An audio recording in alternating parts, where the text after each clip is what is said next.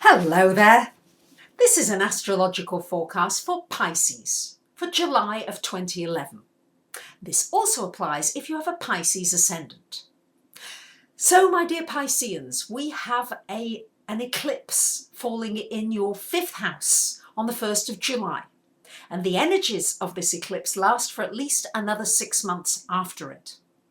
So, what this could mean during this influence is that a new romance can happen or a romance can end during this influence. It's a great time to explore your creativity, all the things that you enjoy doing. In Pisces, you're extremely creative. You might want to consider working in your community, maybe doing some volunteer work, some helping in some way. You might want to learn how to work with others and becoming more of a team player.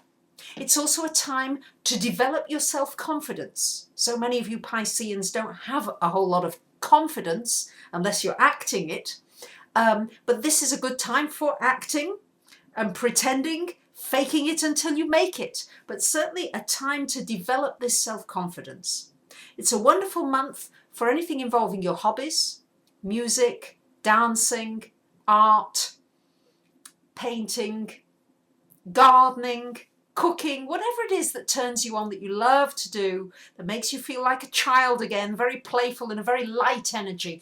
The aspects are very favourable for that this month. They're also favourable for a possible little flutter. Not too much, but if you just want to spend $1, the aspects are good with the Venus Sun in that 5th house for you. For much of the month, got a lot going on in your 6th house of health. So it's a good time for those of you that need healing or need a tweaking to your health. This is a good time when maybe a consultant or somebody can help you with your physical health. Also a good time for you to maybe start a new diet, start a new regime for exercising. Very good month for it, particularly towards the end of the month. The aspects are very favourable and helpful for you to get into a new routine for yourself, because we know how restless you are, Pisces, and there's been 2 eclipses in mutable signs, so you've already been quite shaken up. And we now have a grand cross in the heavens. I've spoken about the cardinal climax, which is with us till at least 2015, but the grand cross now completes an aspect in your chart between the 2nd, 5th, 8th and 11th houses. So Pisces, much going to come into question about your finances. Are you spending more than you earn? How are you using your finances?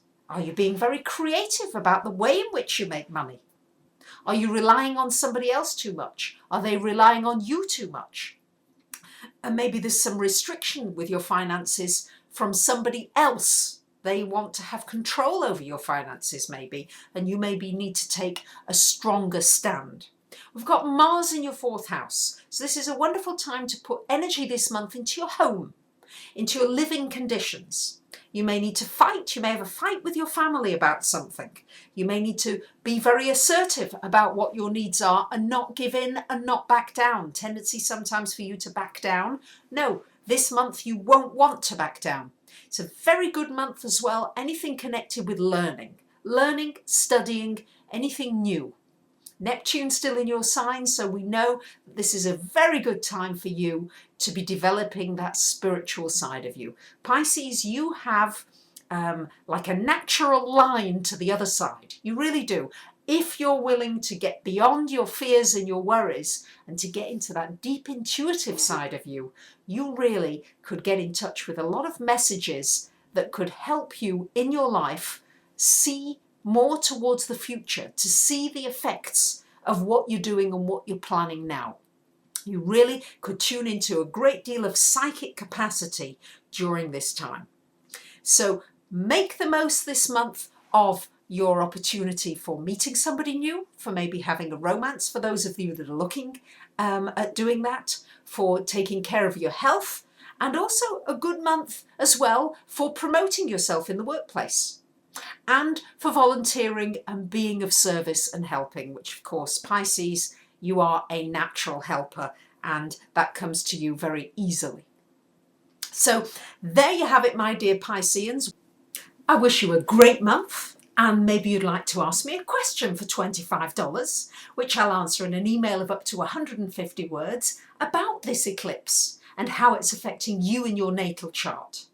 Or maybe you'd like to ask about the Grand Cross and how those energies, how you can make best use of these challenging aspects. Or you might want to have a reading to discuss the major issues in your life, so how we can turn round these sweeping changes that are about to happen for you and turn your life into something that's much more satisfying and gratifying to you. So I thank you very much for listening, and I wish you a great month. Bye for now.